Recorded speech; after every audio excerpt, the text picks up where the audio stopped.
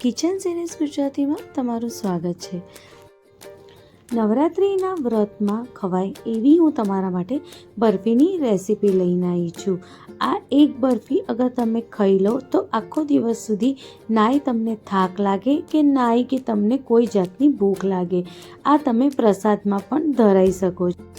મખાનામાં બહુ બધું calcium, iron અને પ્રોટીન હોય છે, એટલે આપણે એને જરૂરથી લેવું જોઈએ। મખાનાની બરફી બનાવવા માટે સૌપ્રથમ આપણે 3 વાટકી જેટલું એટલે 50 ગ્રામ જેટલું મખાના લેવાના છે। આપણે ઘરની કોઈ બી વાટકીનું માપ આમાં આપણે સેટ કરી દેવાનું અને એ જ વાટકીના માપથી આપણે બધી સામગ્રી આમાં એડ કરવાની છે। હવે આપણે આમાં 1 ચમચી જેટલું ઘી એડ કરીશું। આમ તો ઘીની કોઈ જરૂર નથી હોતી, પણ તમે ઘી નાખીને એને જ્યાં સુધી શેકવાનું છે જ્યાં સુધી એમાંથી જો કંઈક આવો કરકરો અવાજ ના આવે ત્યાં સુધી, એટલે એ એકદમ સરસ રીતે શેકાઈ ગયા છે। હવે આપણે એને એક સાઈડ મૂકી દઈશું અને ગેસની ફ્લેમ આપણે બંધ કરી દઈશું।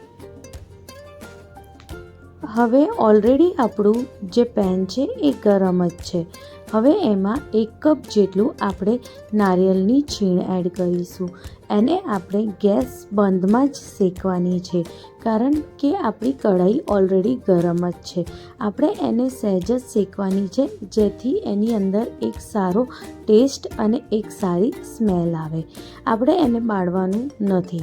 હવે એને પણ આપણે સાઈડમાં મૂકી દઈશું અને ફરી આપણે એક નોનસ્ટિક કઢાઈ લઈશું। એમાં આપણે થોડું પહેલાં પાણી એડ કરીશું। હવે આપણે આમાં અડધો લીટર દૂધ એડ કરવાનું છે। આમાં મેં બહારથી કોઈ બી માવો નથી લીધું।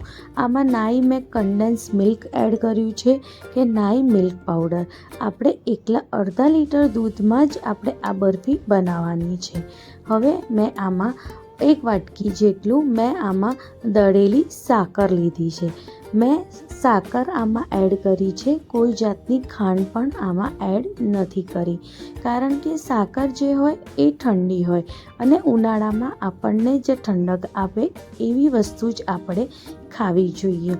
ખાંડ જ્યાં સુધી થાય ત્યાં સુધી આપણે એવોઈડ કરીએ તો સારું, અને સાકરનો ઉપયોગ આપણે વધારે કરવો જોઈએ। હવે જે મખાનાને આપણે રોસ્ટ કર્યા હતા એને આપણે ક્રશ કરીને કંઈક એનો આવો પાવડર રેડી કરી દઈશું। હવે આપણે દૂધ ત્યાં સુધી ઉકાળવાનું છે ત્યાં સુધી એ અડધું ના થઈ જાય, અને એની સાઈડમાં જે બી મલાઈ ચોટી હોય એ બધી આપણે દૂધમાં લઈ લેવાની છે। જ્યારે દૂધ ઉકળતું હોય ત્યારે આપણને ખબર પડી જાય આપણું દૂધ ઘટ થવા લાગશે।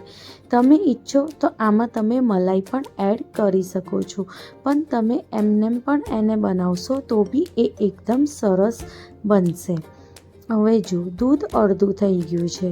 હવે આમાં મખાનાનો જે આપણે પાવડર રેડી કર્યો હતો એને આપણે આમાં એડ કરીશું।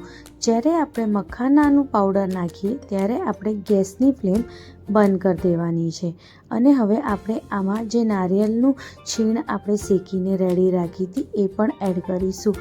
તમે ઈચ્છો તો થોડા ડ્રાયફ્રૂટ પણ તમે આમાં એડ કરી શકો છો। આ ઓપ્શનલ છે, અગર તમે ના ઈચ્છતા હો તો તમે ના એડ કરતા। હવે આપણે ગેસને ચાલુ કરીશું અને એકદમ લો ફ્લેમ ઉપર એને સેટ કરી દઈશું, અને હવે ધીરે ધીરે એને મિક્સ કરીશું। હવે આપણે બધાને સરસ રીતે મિક્સ કરી દેવાનું છે, અને ખાસ કરીને ગેસની ફ્લેમ એકદમ લો રાખવાની છે કે જેથી એ બળી ના જાય। એટલે જ આપણે ગેસની ફ્લેમ પહેલાં બંધ કરી હતી, નહીં તો એ બળી જાત। હવે આપણે એને સરસ રીતે મિક્સ કરીશું।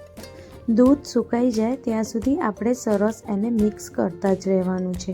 જ્યારે એ સરસ રીતે મિક્સ થવા લાગશે અને દૂધ એકદમ સુકાઈ જશે તો એ ઓટોમેટિકલી પેન છોડી દેશે અને એ એકદમ સરસ થઈ જશે।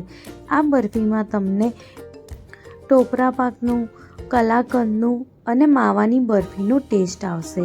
આ ખરેખર ખાવામાં બહુ જ હેલ્ધી છે અને ટેસ્ટમાં પણ બહુ જ મસ્ત છે, એકવાર તમે આ રેસીપીને જરૂરથી ટ્રાય કરજો. હવે નવરાત્રિની આઠમમાં આ તમે પ્રસાદ તરીકે ધરાવવા માટે પણ બનાવી શકો છો. હવે એક ડીશમાં આપણે થોડું ઘી લગાવીશું અને એને સરસ રીતે આપણે ઘીથી ગ્રીસ કરી દઈશું. આપણે કોઈ બી નીચે પેપર મૂકવાની જરૂર નથી. હવે જે આપણું બરફી રેડી છે એને આપણે ડીશમાં લઈ લઈશું અને આપણે એને કોઈ બી એક શેપમાં સેટ કરી દઈશું. તમે ગોળ કે ચોરસ જે શેપ આપવા માંગતા હો એ શેપમાં તમે આને સેટ કરી દેજો. હવે આપણે એક વાટકી પર પાછળ થોડું ઘી લગાવીશું અને એની મદદથી આપણે એને એક સરખું સેટ કરીશું, કંઈક આવી રીતે.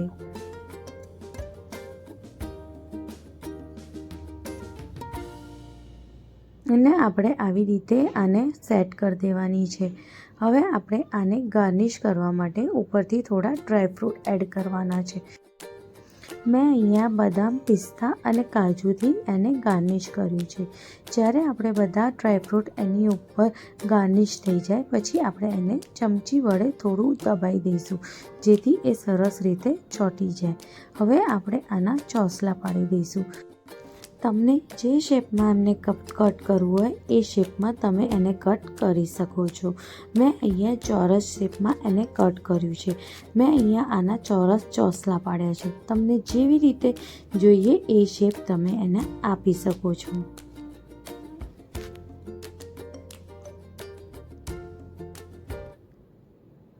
મખાના તો આમ બી આપણા સેહત માટે બહુ જ હેલ્ધી હોય છે.